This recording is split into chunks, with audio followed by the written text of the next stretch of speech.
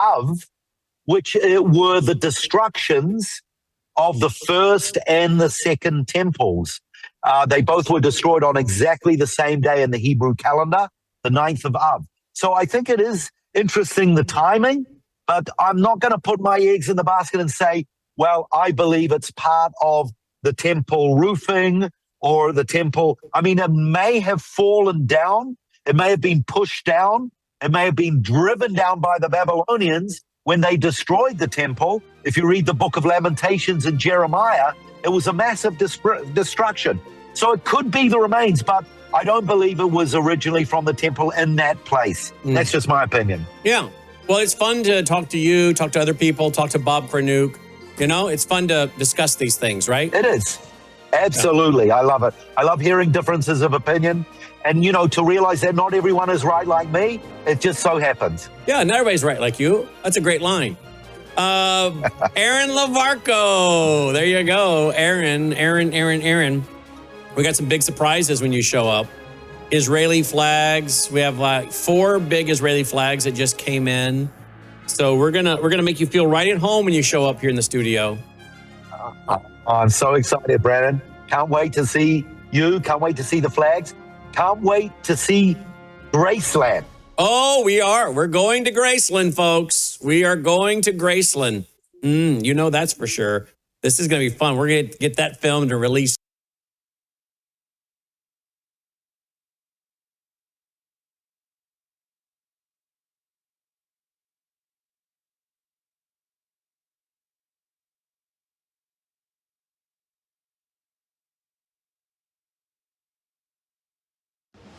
Colonel Rob Maness has a lifelong record of providing dedicated service to this nation. Having worked his way up from the enlisted ranks to full colonel, he served our country for more than 32 years. He has served as a bomber squadron commander, bomb disposal technician, Joint Chiefs of Staff operations officer, assisted the national security team with the campaign plan for the global war on terrorism. He authored the first theater nuclear war plan and served as the vice commander of America's largest airborne intelligence wing. Colonel Rob Maness is a true American hero.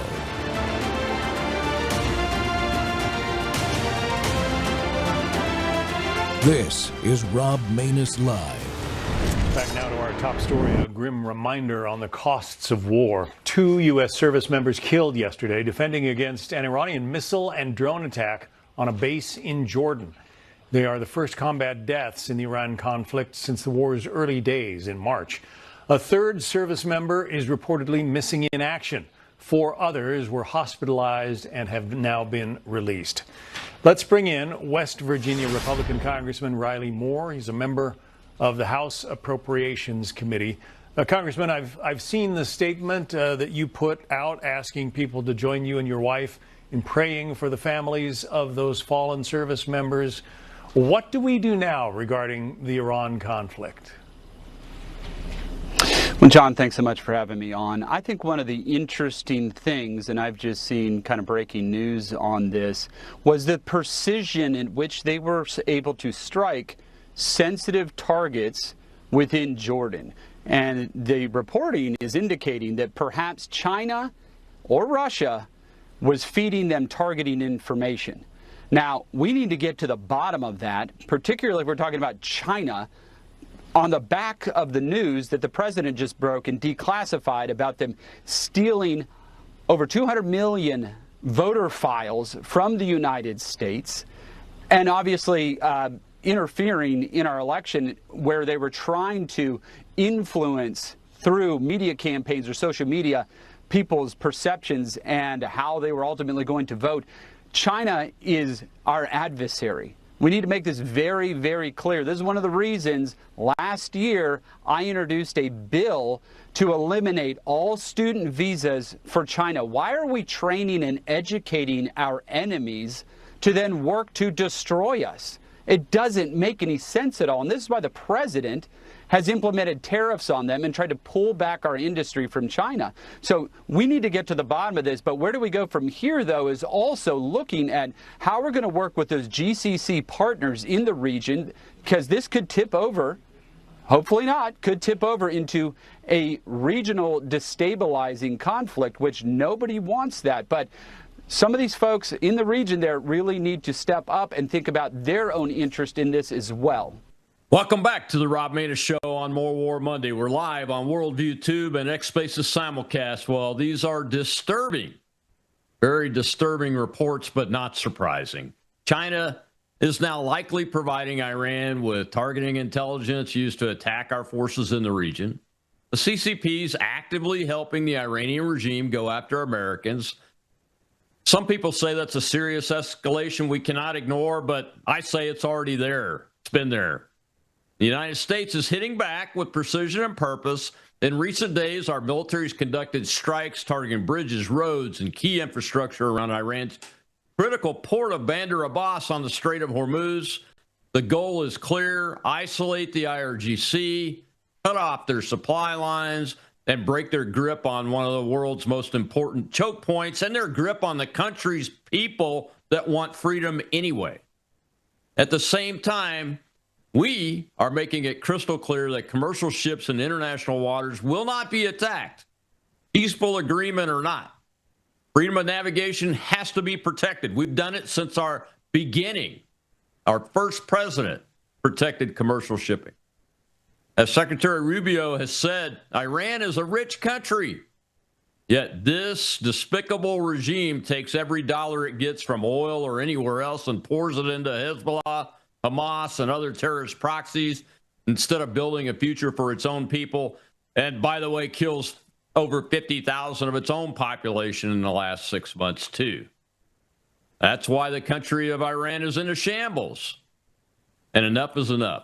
It's time to finish the job and eliminate the IRGC threat once and for all. We can't let them have nukes. To break all this down with unmatched authority is my guest today, senior geopolitical strategist, drone expert, author of Veritas Vincent, A Soldier's Perspective on Truth, Faith, Family, and Freedom, and a retired Army Lieutenant Colonel and helicopter pilot, I might add, Darren Gobb. Colonel Gobb has spent years in the Middle East combat zones and brings real-world expertise, which is what we need right now to understand what's going on. Darren, welcome back to the Rob Maness Show. Hey, Rob. It's always a pleasure to join you and talk to your audience about things that matter. That's for sure. There's certainly lots of things out there that don't matter, but it's great to be here.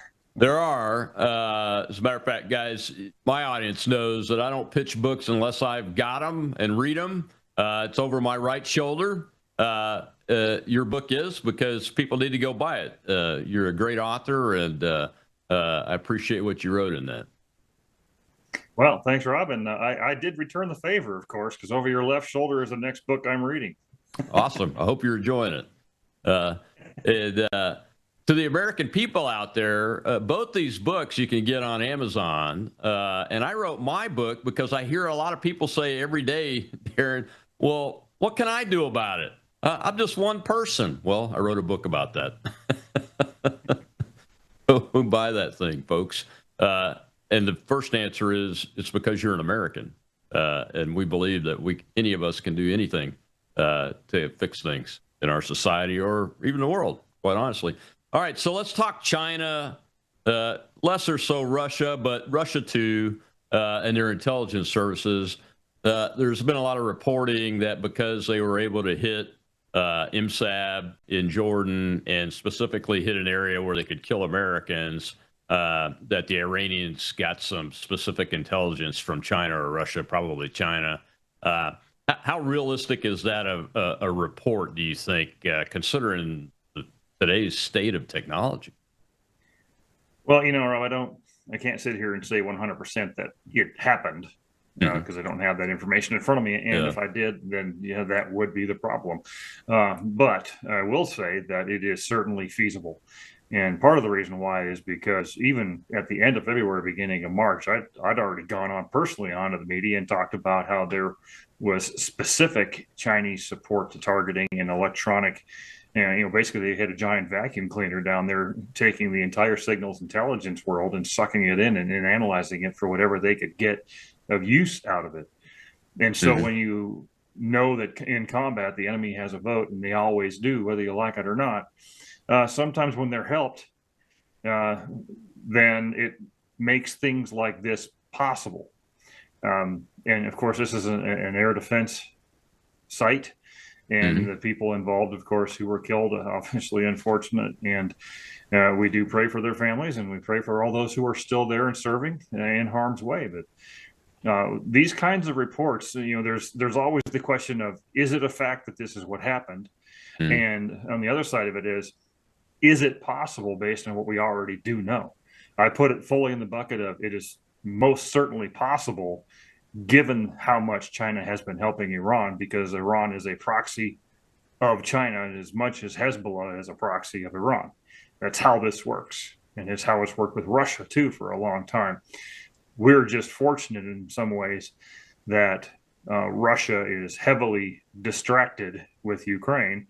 Otherwise, they would be a lot more behind Iran than they are currently capable of. Yeah, and the reason I said I wasn't surprised by this and have thought they've done it for a long time is because we do that for Ukraine. We've been feeding Ukraine, not just targeting intelligence, but doing their operational planning for them, and giving them feedback on their successes and failures and those kind of things. So nobody we can both tell people, we could, if we wanted to, sit here and tell people where that's happening. Exactly right. Exactly right. And I think we talked about after the combat search and rescue mission, the successful CSAR mission, we talked a little bit about potentially China providing information on the location of that guy on the ground, potentially to the IRGC forces, because they were closing in on him. If I remember our conversation. Do you think, like the reporters are saying, that this is a massive escalation because they now think China's involved when we've known it all along? Yeah. Welcome to years ago to those of us who have been involved in this behind the scenes for a long time. Is it a massive escalation? I wouldn't say so. I would say that this is a target. They shot the target. They managed to get through however they did, and the consequences are what they are. I would ultimately, though, I think the better answer is that this doesn't change the course for us. We have to keep going with what we're doing, with where we are now, at a minimum, and seriously consider how we would expand this to be more effective in setting the conditions for the Iranian people to take their own country back in a way that is realistic. Because let's face it, also, the Iranian diaspora will tell you, the people who are in the resistance forces that are inside Iran, and oh, by the way, who are those few who are left in places like Iraq and Jordan and Syria and Lebanon, will say that we, the United States and the West in general, have left them hanging more than a few times, which is why they're in no hurry to move now. I think we can send that message better now than we've ever been able to in the past. And it goes back to your statement about the IRGC, because they've largely really gone untouched.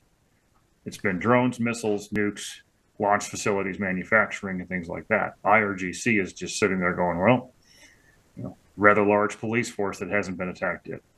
Yeah, I mean, other than the initial rounds of leadership strikes, which I believe the Israeli Air Force is helping us a lot with, people's side of this really haven't been targeted that much. It's all been about the capability, right? Yeah, absolutely. Yeah, it's I don't think very many Americans understand what we would call the order of battle for Iran, and how much stuff they've built up over since the revolution. And that's a big reason why we have a hard time accurately displaying in public why there's so much work left to do. Yeah, because, I mean, we've annihilated the Air Forces and 99%, well, all of the conventional surface fleet and most of the subsurface fleet. I think we've attributed, by last count, our guesstimate is about 50% of their 20 micro submarines that they use for mining. and I think they can fire a torpedo. But the ground forces, we really haven't done that much work against, from what I can tell, other than the guys that are running the integrated air defense systems, the ballistic missile firing, the launchers and delivery of the missiles themselves, storage locations, those kind of things. But we haven't hit their ground forces much at all, have we? No, they've been largely untouched, and that's not exactly a mistake. It's not like we forgot the IRGC is there and we don't think they're a valuable target. But I think you and I both could sit here very easily and describe to people how you take the primary threat first. Yeah. And, what were those primary threats? Well, you got to break this out of the borders of Iran and say, what is a regional threat? Well, the regional threats are the nukes, the ballistic missiles, the ability to affect the Gulf Coast nations and the Strait, and those things that reach beyond the borders. The IRGC, as horrible as it is and as much of a lucrative target as it is an internal police force. It's really not going to turn around and hurry up and go try to invade Iraq or something like that. And that's why they're still there untouched, is because the primary threat got taken out. The integrated air defense systems had to go first. I mean, what's the message that we're not sending verbally, but everybody should be able to pay attention to and understand now? The important thing is, about every single day, almost within a few minutes of each other, you get the report that Americans striking Iranian targets again. Well, that tells you what you need to know about the airspace right now. We own it. We can go in there at the same time, every single time almost, and be like, there's very little threat. You don't want to say no threat. There's always something. And you got to act like that 100% of the time. But, that's the message, is that we're able to go in there with impunity. And if we seek to expand this into the IRGC targets and those militarily valuable targets like bridges or power plants or things like that, then we'll do so. We've actually been a model of restraint, probably more than any of us would. Yeah, we're going to talk about that in the next segment, because we have hit some bridges recently, and we'll see where they're at here shortly. We'll be right back with retired Army Colonel Darren Gobb, helicopter pilot, drone expert. We're talking the facts on Iran. Just the facts, man. Just the facts. We'll be right back.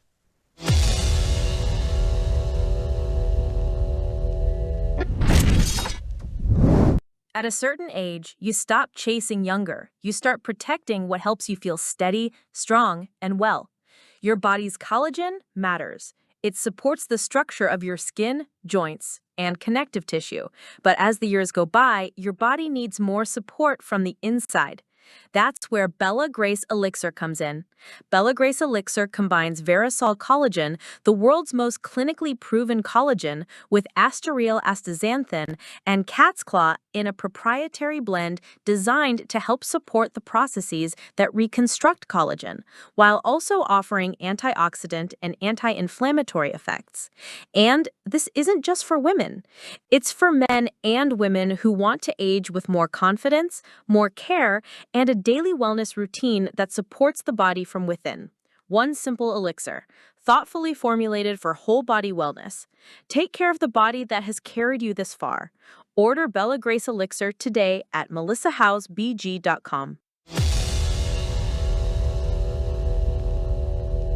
And the war planners here at the White House are trying something different. They started bombing overnight roads and bridges around Bandar Abbas. We have a map that we can put up. The U.S. is trying to take out these bridges and roads, hoping to isolate the IRGC so they cannot resupply their people near Bandar Abbas, which is the key to controlling the Strait of Hormuz. We have a different map of the Bab el-Mandeb Strait. This one is a pinch point of the Red Sea, and the Iranians are trying to get one of their terror group proxies, the Houthis, to cut that one off. And experts are saying even a few small attacks there could be severely disruptive to global shipping.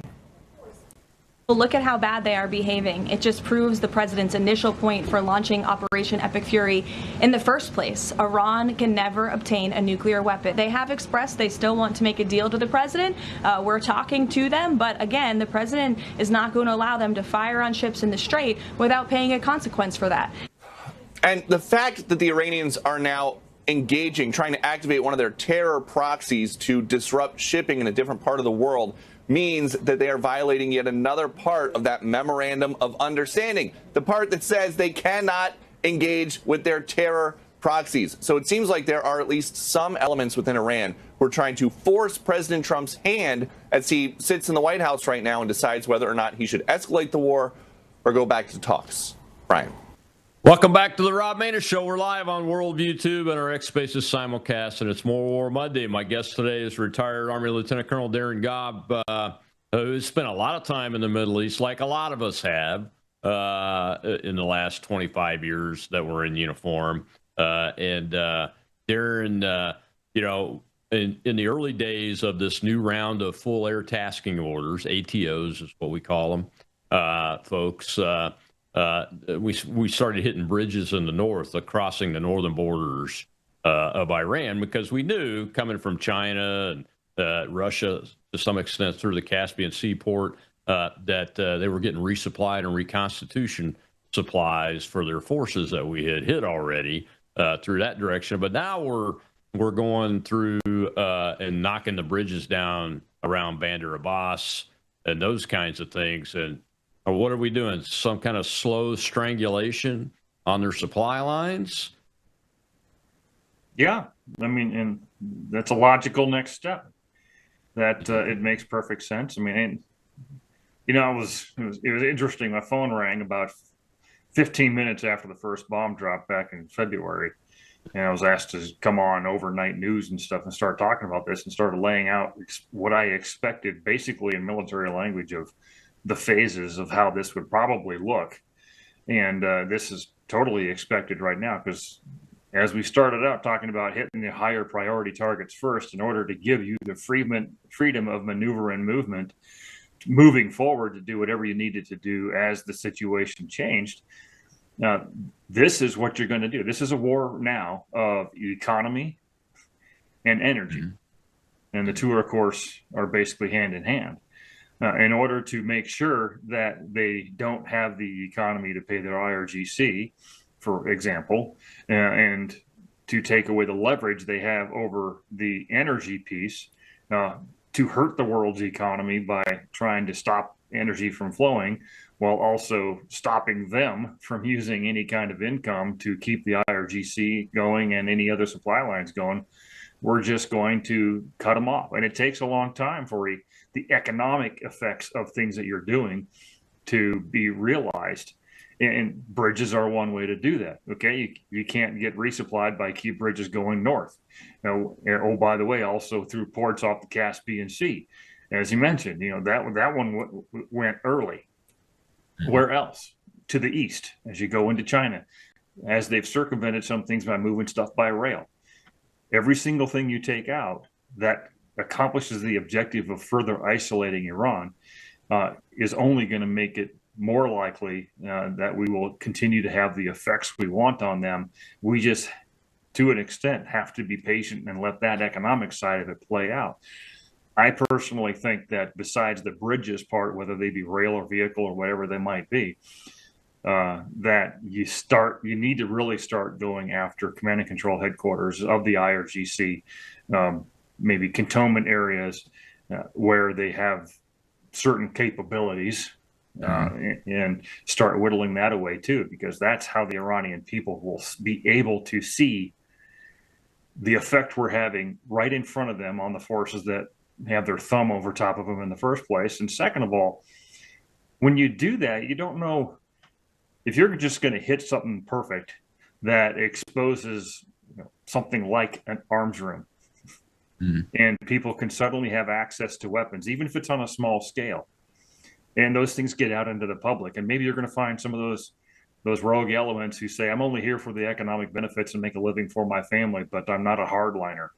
So now I'm going to see where this is going and become part of the next solution, and go to my allegiance is Iranian, not to the the hardline elements of the dictatorship. But ultimately, it comes down to isolate them, and then empower the best we can those resistance elements within the country, and maintain a cap on the threat to the region the best you possibly can. Yeah, you mentioned that we've been remarkably restrained at the end of the first segment here. What did you mean by that?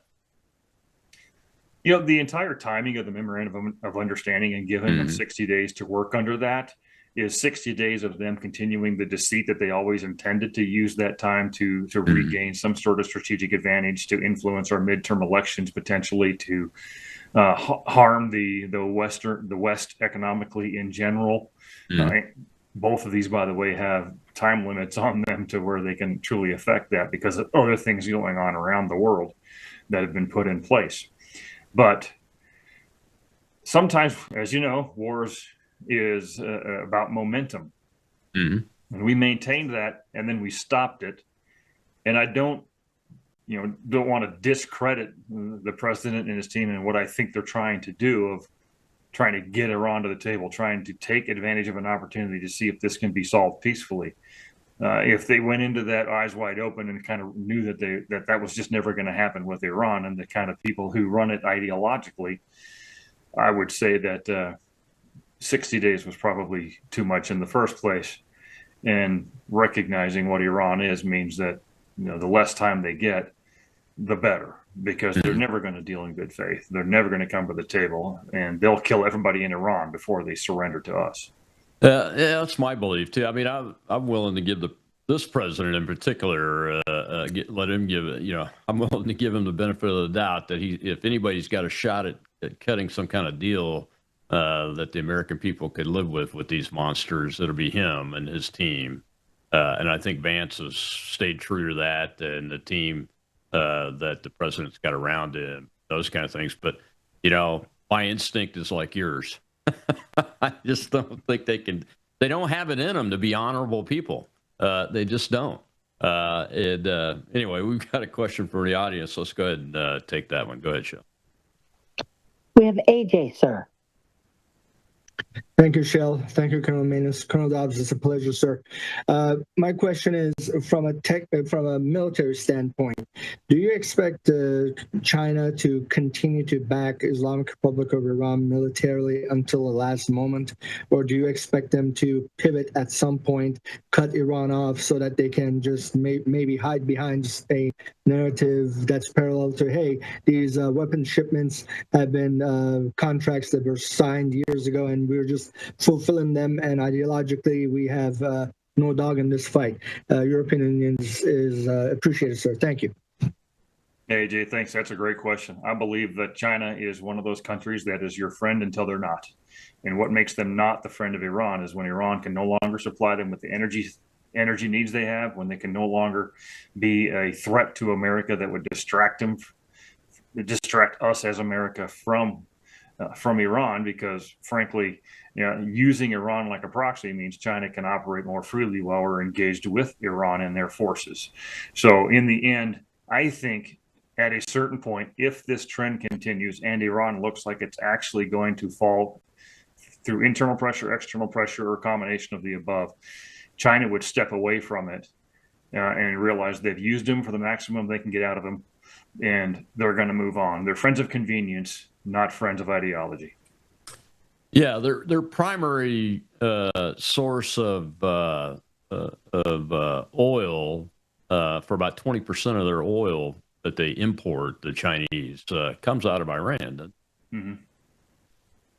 And you add that to Venezuela that got cut off. China's in a bad spot. China is in a bad spot, and the Iranians bought their missile systems, and they can no longer pay them. Yeah. They're also proving that those missile systems are really not very effective. Yeah. As we come to the end of the segment, that's a great question to segue into, is from a strategic perspective, what do you think the impact is from the global strategic adversary versus friend versus peer perspective is now that these weaknesses in the Chinese integrated air defense system, missiles and radars, for instance, have been shown twice?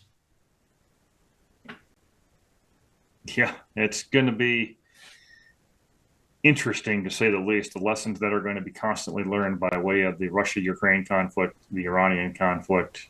Certainly, this will consume an entire segment pretty easily, combined with the who's your friend, who's your enemy history of, from Iran all the way to the Mediterranean. Love to get into that with you if you want to go down that road for sure as we move forward.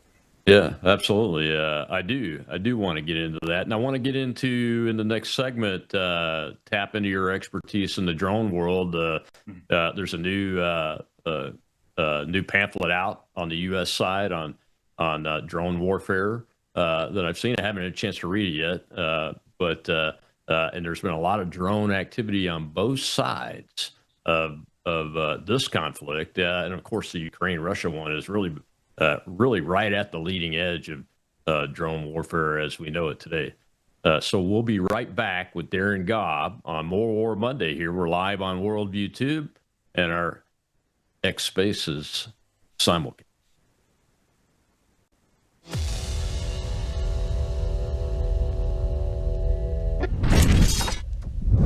Take a look at the water you just poured. It looks clean, it tastes fine, but what's really in it? Lead, fluoride, arsenic, chlorine, pesticides, PFAS forever chemicals, pharmaceutical residues, and bacteria. Every single day, these toxins flow straight from your tap into your glass, into your family. It's time for Sentry H2O from Worldview Water. Sentry H2O is the ultimate water treatment technology, designed to remove harmful toxins, balance your water's pH, and enrich it with essential minerals like calcium and magnesium, the way nature intended. From commercial-scale systems to whole-house filtration to crisp, delicious drinking water right at your kitchen sink and shower, Sentry H2O delivers cleaner, healthier water everywhere you need it. No plumber, no tools, no plumbing knowledge required. Perfect for homes, apartments, rentals, RVs, refrigerators, and more. Because everyone deserves access to clean, healthy water. Visit worldviewwater.net. That's worldviewwater.net. Well, the plan, we needed 4 to 6 weeks for military actions. They went for 5.5 weeks. We did a pause to try to get an agreement with the Iranian people to allow oil to flow without them attacking it. They've proven unwilling to do that, and we've pivoted. Now what we're doing is assuring that oil and gas and other products can flow through the Strait of Hormuz with or without Iranian cooperation. And we've continued to degrade their offensive military capabilities. The president is always looking for the diplomatic off-ramp. President Trump wants to end it with a peaceful agreement with Iran, but it takes two parties to do that. If they're ready to do that, that's the way it'll end. If not, we will continue to assure flow of traffic through the strait without Iran's cooperation. Energy Secretary Wright there discussing the big picture on what's going on with Iran, and the sub goal strategically has to be keeping the strait open, not for the United States to get oil because we don't need it anymore, but it impacts the strategic and global oil market and other markets like fertilizer and those kind of things. But there's another thing. The mission of the United States Navy, the original mission was to protect international waters and commercial shipping because the Muslims in North Africa were attacking our ships and capturing them and charging tribute and enslaving the American crews and those kind of things. So my guest today is Army Lieutenant Colonel retired Darren Gobb, who has spent a lot of time here and has looked at these problems. And Darren, I think from a geostrategic perspective, the Strait of Hormuz is under attack. You saw in the very opening segment somebody talking about the Houthis and the strait going into the Red Sea, potentially being blocked, although the Houthis have been remarkably quiet this entire time. I think we heard them last year and the year before when we pummeled them when they were attacking shipping, and they're thinking twice, more than likely, about coming up for air and trying to shoot anybody again. That's my opinion. But all of that said, you mentioned earlier, it is about the energy market and the free flow of goods and international waterways being free to navigate. Well, it is. And I guess I would say that the energy is the tool for the radical Shia Islamists to try to build the house. I guess you could say that they're really trying to achieve. And what does that look like? And it goes back to the history, and it's not that long of a history. I mean, when you opened up, you were talking about the Barbary pirates in Tripoli and the reason why the Marine Corps song is the Marine Corps song and all that. Yeah. But more recently, if we ask the question, really, what are we trying to prevent, or should we have been trying to prevent for quite some time?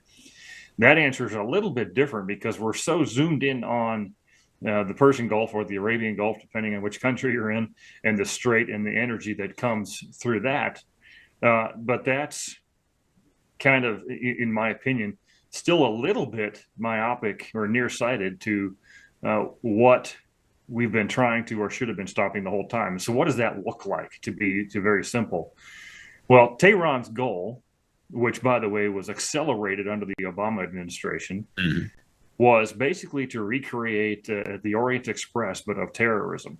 What does that look like? It means they wanted to put a pin in Tehran, run it through Baghdad, into Damascus, out to the Hezbollah in Lebanon, into the Mediterranean coast, and solidify that as essentially a Shia terrorist-centric caliphate.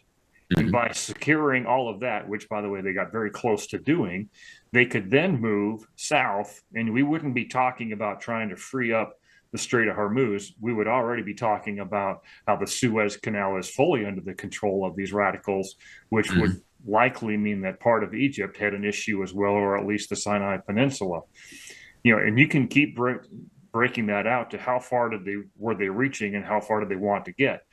Well, they were reaching out as far as Libya, and they were essentially trying to consider ways how they could threaten as far down all the way to Yemen, and including controlling Saudi Arabia, who is, by the way, their Sunni strategic opposition in the region as well, which is why they're a good ally of ours. Not perfect, but a good ally, trying to maintain, I guess, the balance of power and keep their position within the Middle East too.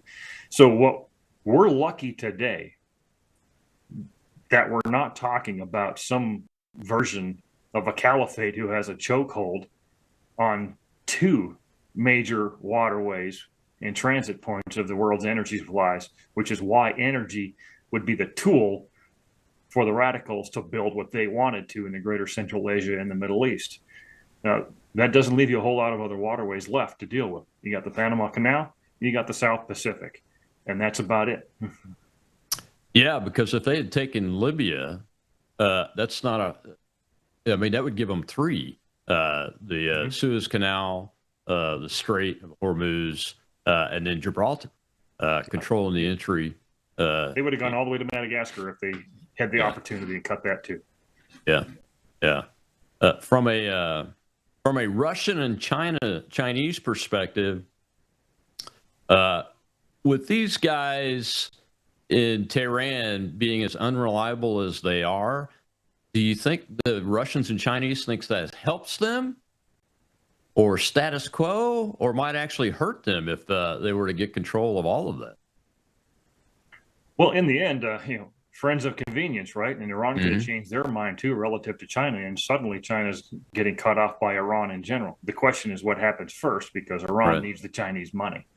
Russia doesn't as much because they've got Europe to buy their energy supplies. And again, history is a great teacher, and if we're not learning those lessons, we'll just keep repeating them. So we had the opportunity to turn Russia into an ally after the Cold War ended and pull them into the orbit. And what could and should have happened then was we were working together against the greater threat of that jihadist world that Russia was working against, by the way, in the Caucasus regions and elsewhere. Russia is less impacted. They're worried about access to energy, their access to the warm ports, the things they've always wanted, their influence over Turkey and Iran in order to keep the economies going there. China was definitely reliant on Iran as an energy exporter to, as you said, 20% of their oil, which their economy requires, because China's got about 2 weeks of oil at any given time. They're very close at all times to not having that, and their economy suffering as a result. But I think they'll use Iran as a proxy as long as they can, because they think by doing that, they're reducing our readiness and distracting us and trying to potentially causing that, two major wars at one time scenario that they don't think America can handle. That's up for debate. Yeah. And until such time as maybe they realize that what they have is not as good as what they thought they had. And China is more of an ideological threat than it is a physical military threat. True. How do you explain? I don't know if you saw it or not. I saw it this morning that China has been reported that China has threatened us over Cuba. Have you seen that reporting? Yeah. What was their threat to Cuba? They've threatened us over Cuba to not, do anything. I know they have a lot of installations there and capability that they moved in over the last couple of years. But they don't. It doesn't seem to me they're threatening from a position of strength these days after everything we've talked about this hour. Well, no, they're not, and they know they're not, which also kind of makes them more dangerous too, because that makes people like them lash out easier and quicker when they think that they're losing the position of strength and can no longer operate from there. And if they're as strong as they're going to be, they could make the decision that now is when they have to go, whether they're ready or not. Doesn't surprise me that they would threaten us over Cuba, because that is an ideological tie, the same kind that Russia had when to be more accurate, the Soviet Union, of course, had when Cuba was communist. And so now it's China and Cuba are communist. And look at what China has been losing from an ideological influence perspective, not only because of what we think we might accomplish in Cuba, but look at the election results in places like Bolivia, Argentina, Paraguay. I mean, all these countries in South America that are frankly turning away from communism fairly quickly. They're losing their foothold in our hemisphere almost altogether. So it's natural that they would threaten us over one of the last places they have left. Yeah, it seems like we're winning everywhere. Turning back to the Iran war and the region there, and drone. Let's turn to drone warfare. We have seen a lot of drone usage. The first CSAR effort of a surface vessel drone on the United States side, picking up 2 helicopter crew members, if I remember right. The Iranians obviously are using drones to hit the ships, the commercial shipping that's out in the Strait and the Arabian Gulf. In those areas, and then we see the potential for additional drone warfare coming, leaking out of the test lab of Ukraine and Russia. And Anduril just released a video of what it's calling Thunder, which is a concept of attack helicopters having Osprey type drones carrying weapons for defensive purposes as part of an air package to do ground attack. I don't know if you saw that here in the last couple hours, but that's pretty amazing. What's starting to come out publicly, which tells me we've gone down a road pretty far if we're able to start talking about these things and demonstrating it on the battlefield. What do you see over the next 5 years from this perspective of drone warfare? Things change. Yeah, a lot of change, and a lot of that happening very quickly. And I guess to get a sense of, again, the timing for personally with this topic is, if you were to go onto Amazon and type in my name in The Children of Aphrodite, up would pop a master's thesis that I wrote in 2010, talking about the threat and proliferation of specifically unmanned aerial vehicles. But the intent was also to get at the fact that this is going to define the modern battlefield, and autonomous warfare is going to be a significant part of conflicts in the future. And so here we are, 16, almost 17 years later. I'm one of the few people in history who gets to watch their thesis play out in real life right in front of them. And because one of the central points of that was, at that time, that America wasn't thinking down that road far enough to be prepared to deal with the threat of drones from a proliferation standpoint and many other aspects. And I used the threat of China as a state actor. I used drug gangs on the southern border as a non-state actor. And then I used the natural proliferation of those who led the technology initially, which frankly was Israel, and how that has spread around the world. And so that applies to land, sea, and air. Robotics on ground, subsurface waterborne threats, on-surface waterborne threats, because if we make them, others can learn to make them too. And one of the unique things about this that Russia and Ukraine, that conflict is proving, is that you can create an entire defense industry with extreme lethality for pennies on the dollar, using basement manufacturing techniques with basic chips and drone systems that can then be experimented with and rapidly move forward in technology to become what we're seeing today. Part of that thesis I wrote was the fact that what you saw with the advent of aviation in general in conflict in World War I was exactly the same thing as you saw with drones in the beginning. Lightweight, underpowered, thin-skinned, reconnaissance mostly only, that then grew into dropping very simple bombs and lightweight stuff, to growing into advanced fighter technologies, space technologies now, and on and on. That's just going to keep going. So what do I see over the years coming is that's going to accelerate even more, because you've got actual real world conflicts where these are turning into basically testing labs, much like Spanish Civil War was prior to World War II. And that's just going to keep accelerating. It's going to keep getting cheaper. And in some ways, it's going to equalize the lethality and cost of conflict to where the industrial nations lose some of our edge if we don't keep up with this, to smaller nations who can now create something that is extraordinarily effective and lethal for very small cost. Meanwhile, and this is getting rectified, we shouldn't be taking a $120,000 Hellfire missile to blow up a $10,000 drone on the ground or something like that. That just means you're draining the bank. Exactly. Your way. So that's what I see. I think this is going to be rapid proliferation, rapid technological growth, and rapid diffusion across multiple nations, regardless of whether you would consider them first, second, or third world. Yeah, I agree. We're going to take one more break. When we come back, we'll see a clip from Secretary of State Marco Rubio. And believe me, folks, the diplomatic instrument of power is heavily engaged. Whether you think it's off the table or not with the MOU, it's still being heavily utilized, because it's part of the strength of America is to be able to get people to stop doing something without having to kill a bunch of people to do it. We'll be right back with Darren Gum.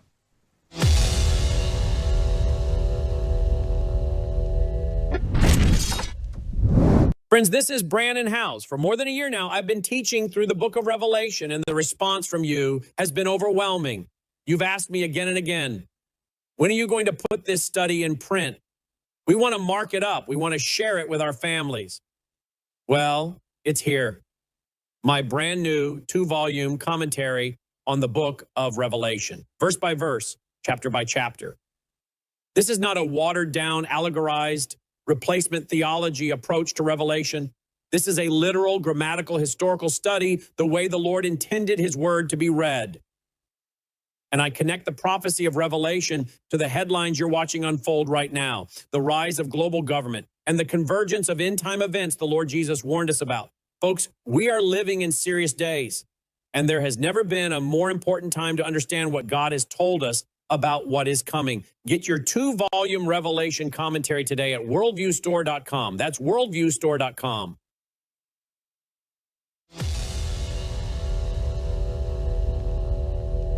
I mean, Iran's economy is in shambles. They're at 300% inflation, particularly on life-sustaining goods. They have dwindling revenues to meet even their own payroll. They have food shortages. They have a drought, which we didn't cause. But they have a gasoline shortage and a fuel shortage. All these problems existed before all this began. They've just gotten worse. They will continue to get worse. And one of the reasons why Iran is in shambles, they're a rich country. Iran is a rich country. One of the reasons why Iran is in shambles is because every penny that this regime there gets, be it through sanctions relief or through the oil they're able to get out, they invested in Hezbollah. They invested in Hamas. They spent billions of dollars supporting militias in Iraq, Hezbollah, and Hamas. They should be spending billions of dollars supporting the people of Iran. They should be spending themselves building the country. But instead, they use it to sponsor terrorism. So I think there's a growing awareness of that inside of Iran. And I think there's even a growing awareness of that among some of the people in their government. In fact, we have heard that from some of the people in their government. But obviously, there's a tension here, and we'll see how that plays out. I can't tell you how it's going to play out. It's up to them. Welcome back to the Rob Maness Show. We're live on Worldview Tube and our X Spaces simulcast. And it's More War Monday. My guest is retired Army Lieutenant Colonel Darren Gobb of authoring fame, Veritas Vincent there. You can see a copy of his book on my bookshelf behind me. Go to Amazon and get a copy of it. It's a very good book, and it tells you a lot about the American people and one of the things that soldiers think about quite often in this country. Darren, Secretary Rubio there, the engine noise was a little loud in my earpiece, but he was talking about the IRGC has got to feed their people. They got to house them. We're cutting them off through the blockade. We're cutting them off through the Treasury Department and their financials. But the thing we're not doing yet, and we talked about this throughout the show, is that we're not systematically attacking them, the people themselves that are in the IRGC and the besieged, the law enforcement part that tries to control the population and everything. We haven't systematically taken that apart completely. And I think that's where we need to go. What does that look like as we move forward? What can we expect to see in the types of attacks if we're going to do that? Yeah, absolutely. Sure. And what Rubio is just describing there, frankly, is that what you and I understand commonly as the four elements of national power under the acronym of DIME: diplomacy, information, military, and economics. And so whether it's gone perfectly or not, I think clearly we can argue that nothing ever goes perfectly. But this is one of the few times I've ever seen all elements right there lined up and all of them being used in some way. We're going after them economically. We're engaging in the information space. Military is very obvious, and the economics, as we discussed, takes time. So if you're going to restrict that down to what does it look like to expand the campaign relative to the IRGC from a military-only perspective? And this goes back to the targeting cycle, how these joint targeting cells go through the intelligence picture. We know from our backgrounds that intelligence drives operations. So you got to have accurate intelligence to get effective operations. And we also have to have, by the way, what an end state looks like, because we all know that it would be a disaster to pretend like we could do a ground invasion into Iran, a nation of 90 million people and a 500,000 or so roughly IRGC, not counting the Basis militia forces and you name all those different elements out there. And so you got to strictly define that. But you, again, just like we went with priority targets overall with nukes, drones, air, ballistic missiles to start with, if you narrow it down to the ground elements of the IRGC, you have to go to priority targets there too. And it's not always equipment. If I were to go after the IRGC, I would start with every single headquarters I can find and just decapitate the leadership that is there. Now, what that looks like specifically, I think you could look to the Israelis and to some of what we did to working with them and how effective that can be. There's a variety of ways to do it. But as you're doing that, because that doesn't take everything we have, you start looking at the next things that they need, specifically like ammunition storage, weapons capabilities, logistics capabilities. I mean, you're going to break this out. You're going to assign priorities to different targets and say, what is the weakness of an IRGC? And by the way, it's the same weakness that a lot of these dictatorial regimes have within the military, is that they are completely top-down driven. Right. When you get to a certain level, people are like, you're just going to hang up the uniform and walk away because they don't have what we have. And then that's not only just the ideas of initiative and discipline and the way Americans think. We have the non-commissioned officer corps, without which we wouldn't have a military. and they just don't have those kinds of things. So I think you decapitate the leadership. And when you've allocated assets to all of that as much as you possibly can, while leaving some flexibility to find things on the fly, because that's always happens, you start taking away their ability to logistically support themselves in the first place, primarily, yes, with ammunition, but also, by the way, with energy. Yeah, they're a nation that's a gas tank, essentially, but you still have to make it into gas. You still have to make it usable. And if you take away energy to include those power stations, if they're militarily valuable targets, you're just gonna cut them off at the knees by taking off the head.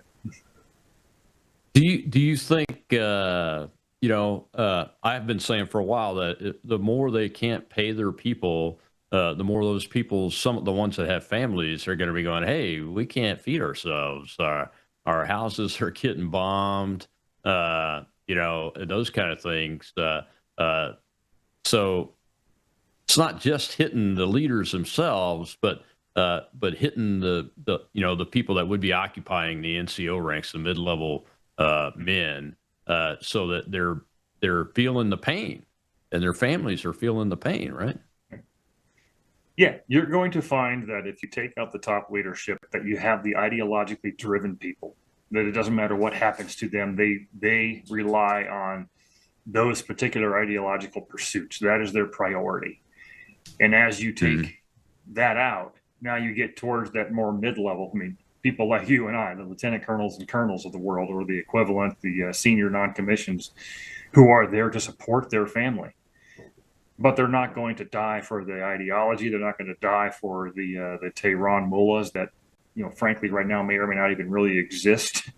I think Iran's being led by a picture frame. They may just hang up a uniform. And by the way, they could hang up their uniform and take their weapons and just go home. And so maybe in the best case scenario, you end up with a whole lot of people who are disenfranchised, who are willing just to take weapons or whatever they can get their hands on and say, okay, Iranian people, here's your chance. If you do that, next thing you know, you could be gaining the mass and the momentum to have something that could actually change their country from the inside on the ground, whether it be resistance forces that are your typical Iranian Shia types, or Persian, as we should say in that case, or the Kurds. I think best case, that's kind of what it could look like. Take away the money, take away the pay, take away the support, and they're going to lose interest very quickly at about the mid-range down. I agree. One of the things I've noticed in the little cartoon maps that the media likes to show, because they steal them from PowerPoint slides that get leaked, is a lack of strikes in the central and western part of the country. We had some early reporting that the secondary and tertiary command and control nodes were out towards the Afghanistan border and those kinds of places. Should we be hearing about attacks in those areas, or was that like a red herring type of piece of information? Well, I think it could be both, but and here's why. I think there are some things you could do that might be of value. And so some of the regions that you're talking about are like the Baluchistan region of eastern Iran that runs along the Pakistan border. But when you start talking about resistance forces and where they could originate from, if you were to take something that, like you described, which is basically PowerPoint level analysis in PowerPoint shallow, and really dig into who's there, and you carve out the Kurdish region, you carve out the Baluchistan region. Those are just two examples. There are others there. And that becomes, you're attacking potentially the very people who would be the ones who would lead that resistance offensive against the IRGC in the first place. Iran has a problem of geography too. It's very big. It's very mountainous. It's a big bowl between mountain ranges. They're surrounded by mountain ranges.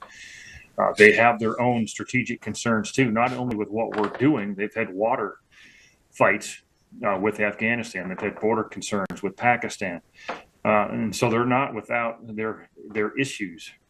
And so if we do this right, to where we don't bomb the wrong people or have the wrong effect by what we're doing, then you could end up with a whole bunch of people who realize suddenly that we are doing this more or less right, and they're actually willing to step up this time and do what they couldn't do in 2009 and 2019 when we left them hanging. Yeah. Leaving folks hanging is the wrong way to be. But at the same time, I think we've got to prioritize helping the resistance fighters get their hands on more arms, so that when they are ready, and we've degraded the IRGC down enough to where the people think they can rise up and get the job done, that they have the capability there to do it. Yeah, and this is why having Russia as an enemy or a foe right now hurts. Absolutely right. Where better would you move that stuff through? Yeah, unfortunately, wrong decisions were made, my friend. Yep. But I'm sure we'll be talking about this again because it's not over, although it could be over very closely if we take the restraints off. And I appreciate you coming on today. Thanks, Rob. Always fun to join you. You bet. Well, folks, that was Darren Gobb. Find his book at Amazon, Veritas Vincent. And I would say go follow him on X, but Libs of Montana, I think he said he runs the page on X. Check that one out. I'm going to go check it out after this. And tomorrow's Training Tuesday. We're going to be talking to a person that is trying to save the daughters of the American Revolution from transgender ideology, if you can believe that. The DAR is letting men pretending to be women be members of the Daughters of the American Revolution. It's amazing. I'll see you then.